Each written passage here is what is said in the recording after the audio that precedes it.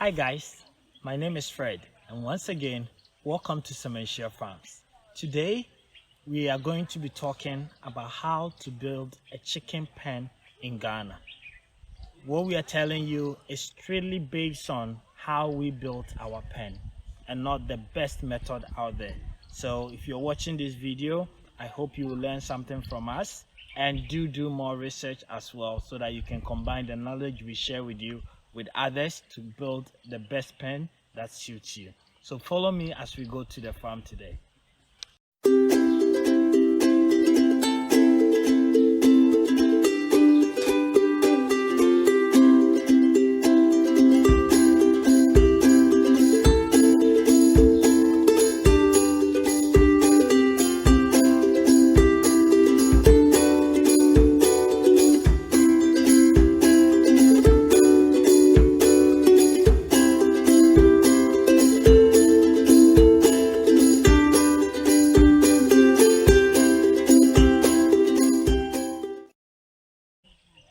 Welcome back guys. As I said, today you're going to be talking about how to build a chicken pen in Ghana. As you can see from my background, it's one of the beautiful pens that I've seen from my research, and we are very pleased with the outcome of our pen. So I'm going to take you around and show you, but before that I want to talk about how did we even choose the position of the pen. When you're building a chicken pen, the first thing you need to consider, of course, is your land. Once you have your land, the next thing you have to consider is the position of your pen. Is it going to face north or south or east? Mostly, traditionally, we say where the rain is coming from. Through my research, what I found out from a lot of poultry farmers in Ghana is that when they are building their pen, they tend to face the opposite direction of where the rain is coming from.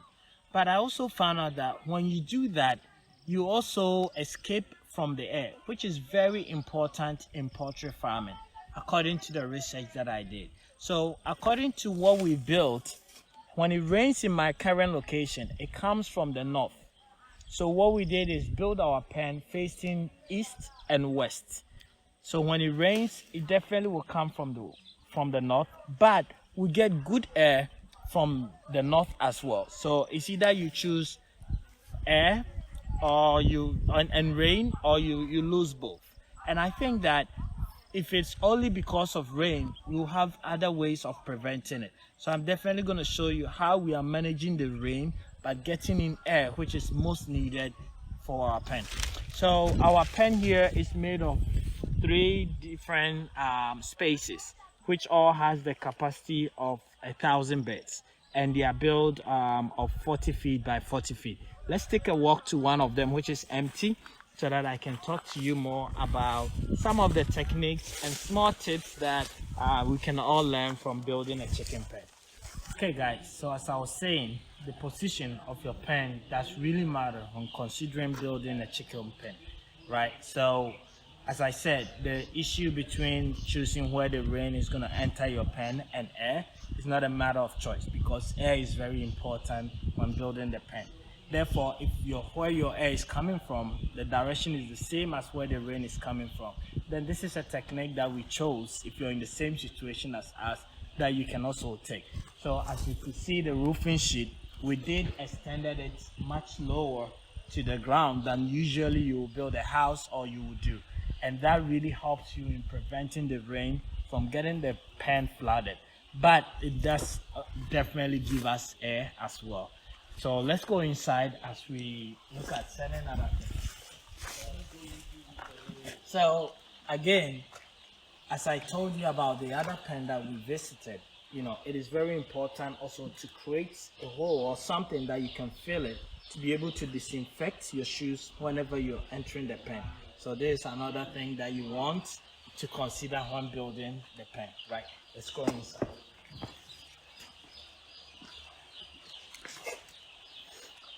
So this is a 40 by 40 pen.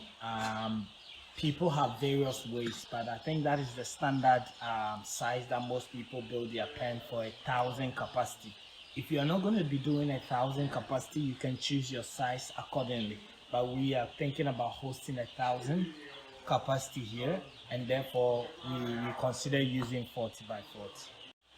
So the size is totally dependent on you and what your vision is in terms of how many birds you want to store here. So I'll leave that resting. In terms of nesting, let's look at the type of nesting that we use. So we use this type of nesting. Most of the pens that I visited use this side. Let's go to the back. Use this size of pen. So as you can see, these are much smaller than these ones, and we use this one just to be safe. You know, when they are very little, maybe a week and 2 weeks, they will be able to pass through these ones, right? And that's why we decided to go for that. But in this side, we use this because, you know, it's just divided. Even if they come, they jump in, they are in the same pen, they are not going out. Another thing that I want to point out to you with the fencing is, when I visited most farms, what I saw was that the fencing was done at the back of the wood instead of inside, right? So one thing to consider is, if you do it at the back of it, what happens is that the chickens tend to get up and then they stand here. You know, if this was at the back, then they will be standing on the wood instead. But here, with the way we've done it, they are not able to stand on it. If they stand on it, what are the disadvantages? They poop on, and then they start eating the poop, right? So we want to prevent them from standing on and pooping all along the pen whilst they're inside. That's why we brought the net here. Talking about ventilation and air.